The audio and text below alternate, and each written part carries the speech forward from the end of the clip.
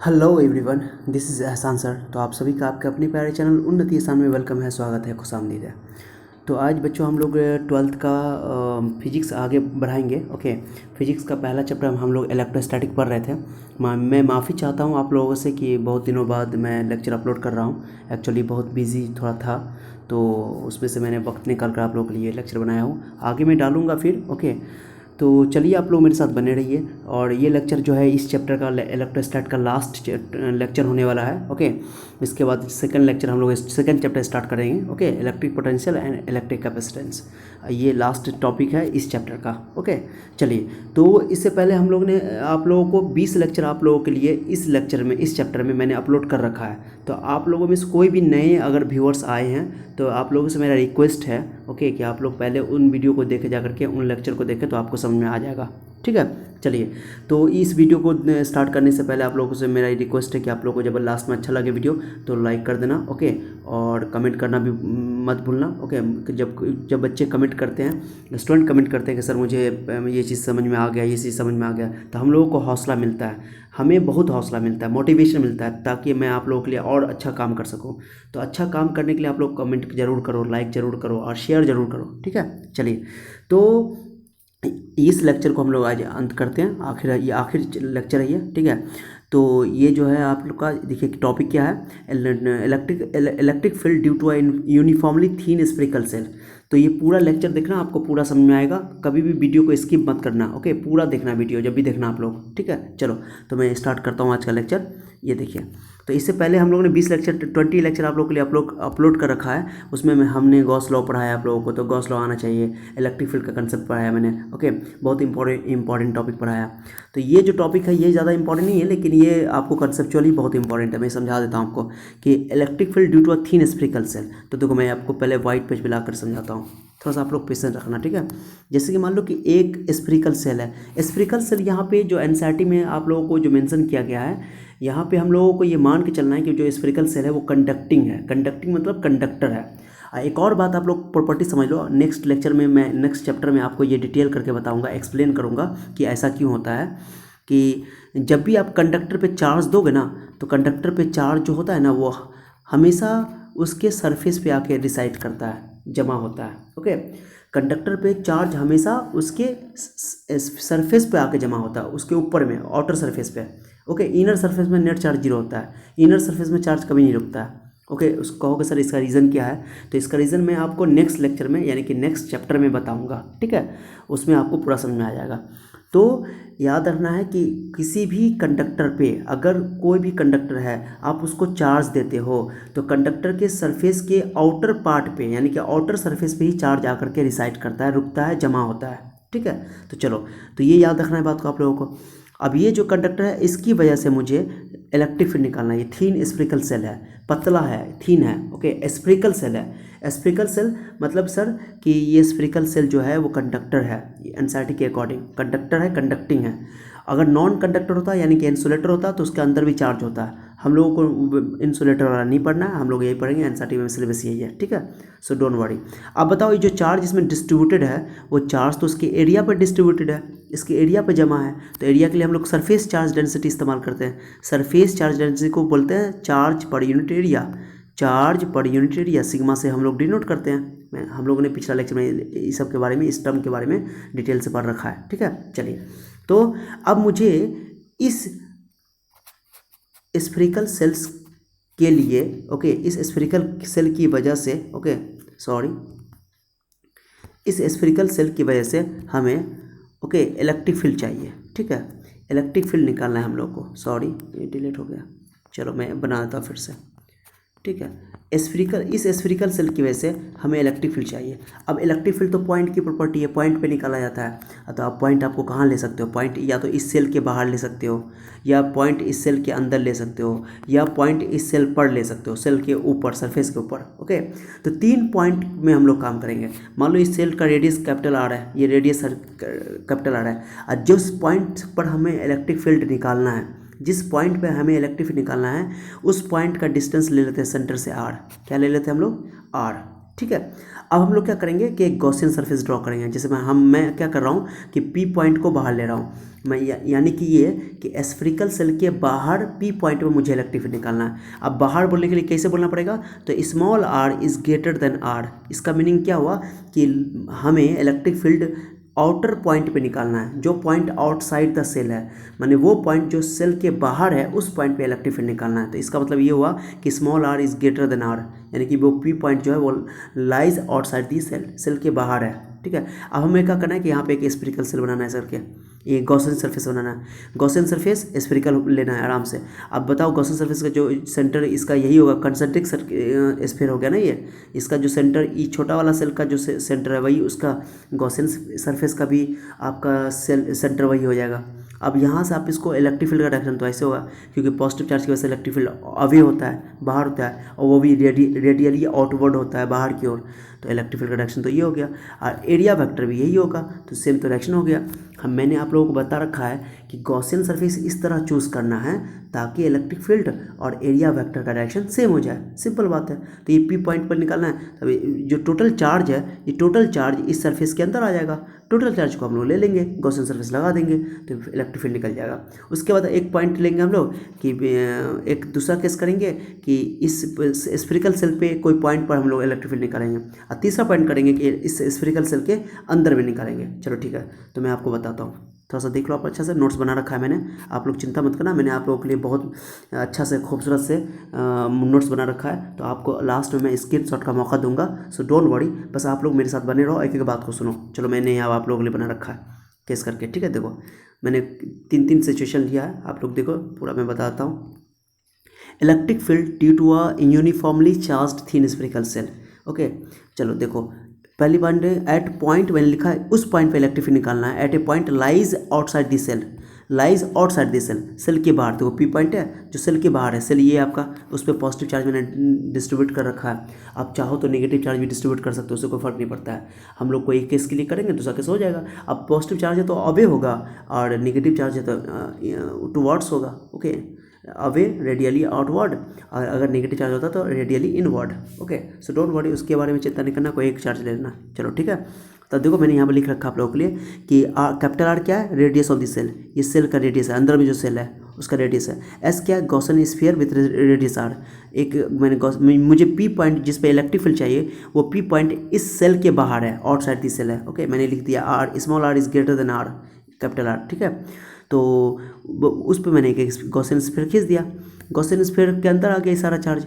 Okay, अब मैंने लिख दिया Gaussian sphere with centre with radius r, electric field हो गया ये। ओके, क्यू क्या हो गया, टोटल चार्ज, इस सेल का टोटल चार्ज क्यू है।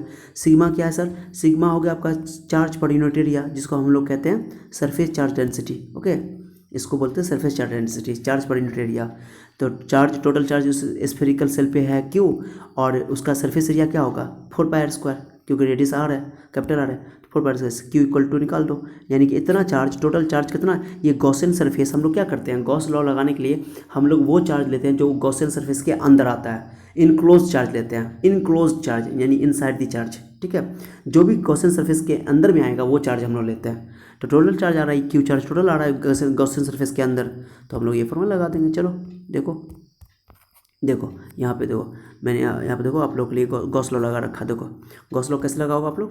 ओके, अगर आप लोग एक एक लेक्चर को फॉलो कर रहे हो आपको जरा भी दिक्कत नहीं होगा, इसलिए आप लोगों से मेरा रिक्वेस्ट है, कभी भी देखो तो पूरा लेक्चर देखो, अधूरा मत देखो, और पूरा एक स्टार्टिंग से देखो, तब पूरा आपको एक लय बना रहेगा, आपका एक लाइन बना रहेगा। ओके, कंटिन्यूटी मेंटेन रहेगा, तो आपको समझने में दिक्कत नहीं होगी, आसानी से समझ में आ जाएगा। देखो तो गॉस लॉ मैंने लगाया, गॉस लॉ क्या होता है, integral of EDS Q by epsilon naught. Q क्या है सर, क्यू है आपका enclose charge, enclose charge that bye Gaussian surface, मैंने गॉसियन सरफेस ने कितना चार्ज इनक्लोज किया है। ओके, अब बताओ electric field EDS cos theta लिखेंगे। अब दोनों इलेक्ट्रिक फील्ड एरिया वेक्टर का डायरेक्शन तो सेम है सर, इलेक्ट्रिक फील्ड यहाँ पर देखो, इलेक्ट्रिक फील्ड का डायरेक्शन ऐसे है, और एरिया वेक्टर का डायरेक्शन सेम है, तो एंगल 0 डिग्री ले लोगे आप लोग। ओके, एकदम सेम, मैंने काम बहुत बार किया इसका।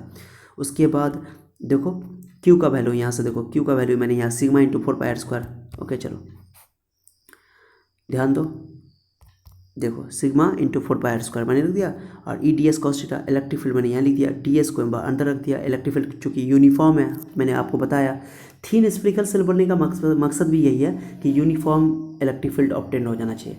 यूनिफॉर्म मतलब कांस्टेंट, ठीक है। चलो डी एस और 4 पाई r² एप्सिलॉन नॉट रहने दो, कोई दिक्कत नहीं है। उसके बाद क्या करो, डी एस क्या है, डी एस इस गॉसन सरफेस एरिया का छोटा सा पार्ट है। डी एस इस गॉसन छोटा सा एलिमेंट्री एरिया है। अब मैं इसको टोटल एरिया अगर कवर करूँगा तो टोटल सरफेस एरिया आ जाएगा। तो इस गॉसियन सरफेस का एरिया क्या होगा, 4 पाई r², लेकिन इसका स्मॉल आर लेंगे क्योंकि गॉसियन सरफेस का जो रेडियस है वो स्मॉल आर है, ठीक है। एक एक बात को गौर से सुनो, कोई बात समझ में नहीं आता है तो आप वीडियो को पॉज करो और रिवाइंड करो, फिर से देखो तो आपको जरूर समझ में आएगा। एक एक वीडियो को बार बार देखना पड़े तो जरूर देखो, कोई दिक्कत नहीं है। जितना देखोगे उतना क्लियर होगा। और नोट कर लेना, मैं लास्ट में आप लोगों को स्क्रीनशॉट का मौका दूंगा, सो डोंट वरी। ओके चलो, तो देखो तो मैंने क्या किया यहाँ पे, तो वो 4 पाई r² मैंने लिख दिया यहाँ पे स्मॉल आर के साथ। इसको आप देखो 4 पाई कैंसिल, उसके बाद r² डिवाइड में डाल दो ये r², तो इलेक्ट्रिक फील्ड का वैल्यू निकल गया। देखो sigma by epsilon naught capital R by r² हो गया। ये आपका हो गया electric field due to a thin spherical shell at outside the point, माने उस सेल के बाहर वाले पॉइंट में इलेक्ट्रिक फील्ड है। अब सिग्मा का वैल्यू रख दो, आप सिग्मा वैल्यू का होता है क्यू बाय 4 पाई r², माने क्यू बाय एरिया होता है 4 पाई r², रख दो यहाँ पे। रखोगे आप तो देखो, रखो यहाँ पे रखो तो r² कैंसिल, देखो ना सिग्मा की जगह, इस सिग्मा की जगह आप रखोगे Q by 4 pi r², Q by 4 pi r² रख दिया मैंने। पहले से r² था, यहाँ पे सिग्मा एप्सिलॉन टू r² था, तो r² कैंसिल। ओके तो क्या आया 1/4 pi epsilon naught, 1/4 pi epsilon naught Q by r²। तो हम लोगों ने पॉइंट चार्ज की वजह से इलेक्ट्रिक फील्ड क्या निकाला था, पॉइंट चार्ज की वजह से। ये होता है पॉइंट चार्ज का ये जाना पहचाना फार्मूला लग रहा है कि नहीं लग रहा है, जाना पहचाना फार्मूला।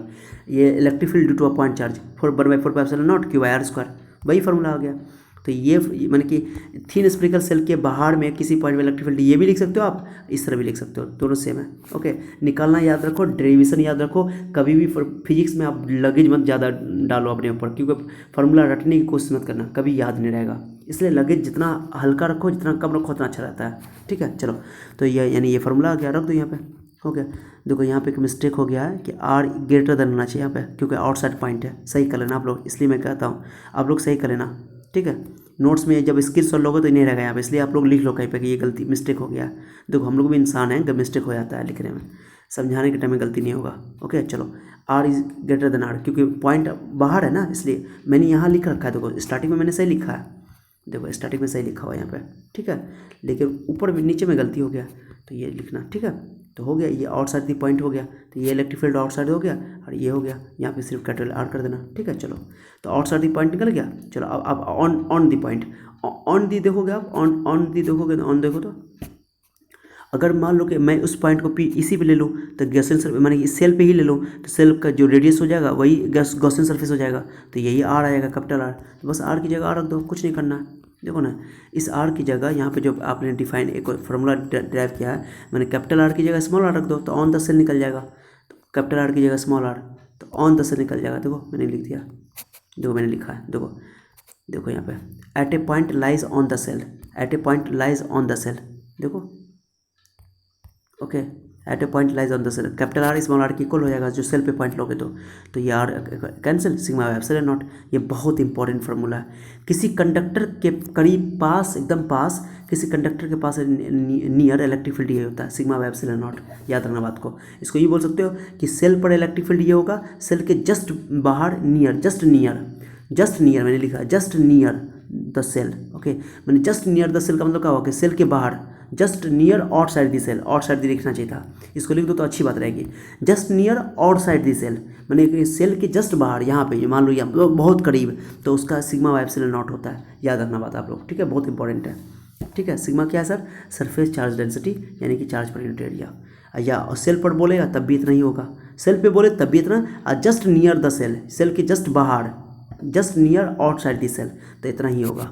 याद रखना बात को, ठीक है। अब चलो अब अंदर लेते हैं एक पॉइंट, बाहर भी ले लिया, ऑन द सेल भी ले लिया, अब हम लोग बाहर लेते हैं। सर बाहर कैसे, देखो बाहर मतलब अंदर में, यानी कि अंदर में ले गए, तो अंदर में लोगे आप लोग। चलो अंदर, ये बहुत इंपॉर्टेंट पॉइंट है, ये ऑब्जेक्टिव इसमें आता है, बहुत MCQ। देखो मैंने लिखा एट ए पॉइंट, अच्छा ये चीज़ मैं समझाता हूँ आपको। सर ये कैसे लिख दिया आप लोगों ने, एक तो ये फार्मूला मैंने ड्राइव कर दिया आप लोगों के लिए, ये फार्मूला मैंने कि ऑन द सेल के लिए आई कि ये भी हो जाएगा, क्योंकि सर ये बाहर के लिए मैंने क्या पढ़ा था, यहाँ पर R² पढ़ा था। देखो ना यहाँ पर, देखो एक फार्मूला हम लोगों ने पढ़ा था यहाँ पे, एक मिनट देखो यहाँ पढ़ा हमने, ये क्यू R² पढ़ा ना, पॉइंट चार्ज की तरह एकदम बिल्कुल मैंने यहाँ नोट भी करके लिखा हुआ है, जस्ट लाइक पॉइंट चार्ज वाला जो फॉर्मूला होता है भाई। तो यहाँ पर कैपिटल स्मॉल आर की जगह कैपिटल आर रख दो, तो वो ऑन द सेल वाला निकल जाएगा। तो मैंने लिख दिया आप लोगों के लिए, देखो यही। तो एक तो फॉर्मूला ये भी हो गया, ये भी फॉर्मूला हो गया, कोई रटने की जरूरत नहीं, समझना है। चलो, at a point lies inside the shell, shell के अंदर। अभी सही है, r is less than r. Okay, जो पॉइंट का डिस्टेंस है वो आर, जो ओ पॉइंट मैंने तो पी पॉइंट पे ले लिया। अब उस पी पॉइंट मुझे इलेक्ट्रिक फील्ड चाहिए जो कि इस सेल के अंदर है। अब वो कैपिटल आर से कैपिटल आर है, ये कैपिटल आर बड़ा है, छोटा आर छोटा है। चलो, तो टोटल बताओ, यहाँ पे गॉसियन सरफेस खींचोगे। अब गॉसियन सरफेस के अंदर एक थोड़ा भी चार्ज नहीं आ रहा है। जब पी पॉइंट, कोई भी पॉइंट अगर सेल के अंदर आप लोगे और उस पॉइंट पे आप गॉसियन सरफेस खींचोगे, स्फीयर बनाओगे, तो उस स्फीयर के अंदर तो चार्ज आएगा नहीं आएगा। क्यों नहीं आएगा सर? क्योंकि मैंने बताया आप लोगों को, सेल के अंदर जो चार्ज हम लोग सेल पर देते हैं उस सेल के आउटर सरफेस पे आता है। आउटर सरफेस पे है, देखो ना, आउटर सरफेस पे है। तो अंदर तो कोई चार्ज है ही नहीं। तो गॉसियन सरफेस बनाओगे तो नेट चार्ज जीरो हो जाएगा। तो नेट चार्ज जीरो, तो बताओ नेट चार्ज जीरो, तो रखो गॉस लॉ लगाओ। गॉस लॉ लगाओगे तो Q by epsilon naught, Q zero हो गया। अब बताओ, तो इलेक्ट्रिक फील्ड जीरो हो जाएगा, सिंपल बात है। तो ये दिमाग में बैठा लो कि किसी भी कंडक्टर के अंदर, इनसाइड दी कंडक्टर या inside the shell, net electric field zero होता है, बात खत्म। Inside the conductor net charge भी जीरो होता है, चार्ज भी नहीं होता है, और inside the conductor net electric field भी जीरो होता है। This is very very important, मैं बता रहा हूँ आप लोगों को। Electric field at every point inside the shell is zero. This is very very important point, note कर लेना। Okay, you should remember always. Okay, ये बोर्ड एग्जाम में एमसीक्यू भी बनता है और कंसेप्चुअल क्वेश्चन भी है, आगे काम भी पड़ेगा आपको। तो याद ना कि कंडक्टर के अंदर नेट इलेक्ट्रिक फील्ड जीरो होता है, नेट चार्ज भी जीरो होता है। कंडक्टर को जब भी चार्ज देते हैं तो हमेशा चार्ज उसके आउटर सरफेस पे रिसाइड करता है, जमा होता है। और net electric field inside the shell is zero. Okay, किसी भी पॉइंट पे इनसाइड, याद ना। तो बाहर में निकाल लिया हम लोगों ने, ऑन द सेल निकाला, इनसाइड द सेल निकाला। अब एक छोटा सा थ्योरी देख लो आप लोग, ठीक है। देखो कि मैंने क्या बताया, जो इलेक्ट्रिक फील्ड और रेडियस आर के साथ क्या, डिस्टेंस के साथ उसका क्या रिलेशन है। मैंने बताया कि अगर आप आउटसाइड दी सेल लोगे तो inversely proportional to R square है। आउटसाइड दी सेल, तो आउटसाइड दी सेल आपके पास देखो inversely proportional to R square है, just like point charge. Okay, तो मैंने ये लिख दिया, इन्वर्सली प्रोपोर्शनल होता है तो ये एरो होगा, ये तो आउटसाइड दी सेल हो गया। लेकिन ऑन द सेल है तो कैपिटल आर स्मॉल आर के बराबर, तो वहाँ पे देखो पॉइंट ये है के क्यू बाई आर स्क्वायर, मैंने लिख दिया। लेकिन मैंने बताया कि अगर इनसाइड दिस सेल है तो इनसाइड में क्या होगा, r is less than r, यहाँ लिखा हुआ है, तो इलेक्ट्रिक फील्ड जीरो होगा। तो देखो ये मोटा करके लिखा हुआ है, ये ग्राफ का पार्ट है ये, तो इलेक्ट्रिक फील्ड जीरो है, क्योंकि एक्स एक्स पर इलेक्ट्रिक फील्ड, ये इलेक्ट्रिक फील्ड ये ना वाई एक्स पर है ना, तो ये यहाँ पर बनाया गया इलेक्ट्रिक फील्ड जीरो। तो inside this shell electric field zero होता है, outside this shell electric field point charge वाला होता है, ऑन द सेल भी पॉइंट चार्ज होता है, sigma by epsilon naught. Okay, so don't worry, graph tension मत लेना, ग्राफ समझने के लिए बनाया गया, सो चिंता मत करना। बस इस टॉपिक से, इस लेक्चर से आपको बस इतना याद रखना है कि inside this shell electric field zero होता है। अब ये सेल जो यहाँ पे कंडक्टर है, मैंने बोल दिया आपको कंडक्टर है। अब इंसुलेटर होता, अगर ये नॉन कंडक्टिंग होता तो इसके अंदर इलेक्ट्रिक फील्ड जीरो नहीं होता। ओके, समझ रहे हो मैं क्या बोल रहा हूँ आपको। तो उसके लिए फिर अलग तरीके से बनाना पड़ता, उसके लिए अंदर भी चार्ज आता, ठीक है। लेकिन हम लोग उसको नहीं बनाएंगे क्योंकि हम लोग के सिलेबस में उतना नहीं है, हम लोग के सिलेबस में यही है। ये बहुत इंपॉर्टेंट है, आपको याद रखना है कि सेल के अंदर इलेक्ट्रिक फील्ड जीरो होता है। ओके, या कंडक्टर के अंदर इलेक्ट्रिक फील्ड जीरो होता है, समझ में आ गया। चलिए, अच्छा लगा है तो आप लोग लाइक करके जाना वीडियो। ओके, एक्चुअली आप लोग कमेंट करते हो तो मुझे हौसला मिलता है, हिम्मत मिलता है, और इससे मैं क्या करूँगा कि आप लोग के लिए और मेहनत करूँगा। तो इस टॉपिक के साथ आप लोग पहले स्क्रीनशॉट ले लो, इसका स्क्रीनशॉट ले लिया आप लोगों ने, चलो ले लिया स्क्रीनशॉट। चलो, तो स्क्रीनशॉट के बाद इसी टॉपिक के साथ आपका ये लेक्चर कंप्लीट हो गया। फर्स्ट चैप्टर मैंने कंप्लीट कर दिया। आप अपने दोस्त, आप जब देख लियो तो अब इसका फ़ायदा उठा लियो, तो अपने दोस्तों को आप लोग खूब शेयर करो। पूरा चैप्टर मुकम्मल मैंने कर दिया है 21 लेक्चर में, पहला चैप्टर इलेक्ट्रोस्टैट खत्म हो गया। अब मैं आप लोगों को बता दूं कि अगर आपको पहला चैप्टर नहीं आता है, इलेक्ट्रोस्टैट नहीं आता है, तो आपको सेकंड चैप्टर नहीं समझ में आएगा। ओके, यानी सेकंड चैप्टर समझ नहीं आएगा, फिजिक्स का आगे थर्ड चैप्टर समझ नहीं आएगा। यानी इस फर्स्ट चैप्टर का पूरे चैप्टर में यूज़ है। तो मेरा आप लोगों से पूरा रिक्वेस्ट है कि आप लोग पूरा वीडियो को जाकर देखो, अगर मौका मिले तो दोबारा जाके देख लो, रिवीजन कर लो, बहुत फ़ायदा होगा आपका, ठीक है। चलो, तो मैं उम्मीद करता हूँ कि आप लोगों को अच्छा लगा होगा। अच्छा लगा तो लाइक कर देना, लाइक करके जाना, अपने दोस्तों को खूब शेयर कर दो, पूरा लेक्चर को शेयर कर दो, पूरा लिंक ही शेयर कर दो, पूरे प्लेलिस्ट का लिंक शेयर कर दो। ओके, किसी का भला हो जाएगा यार, क्योंकि अभी लॉकडाउन चल रहा है, कोई बच्चा पढ़ नहीं रहा है, आप किसी का भला कर दो तो बहुत बड़ी बात है, ठीक है।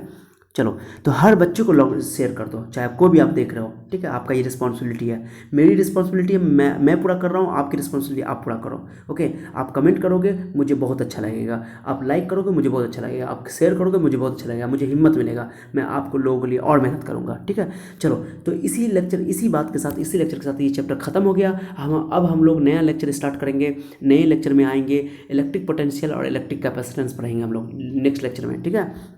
तब तक आप लोग अपना ख्याल रखिए। अपने समय के लिए आप लोगों का शुक्रिया, धन्यवाद। Thank you so much for your time. Okay, मिलते हैं नेक्स्ट लेक्चर में अच्छे मूड के साथ, नए टॉपिक के साथ। ओके, तब तक अपना ख्याल रखिए, बाय।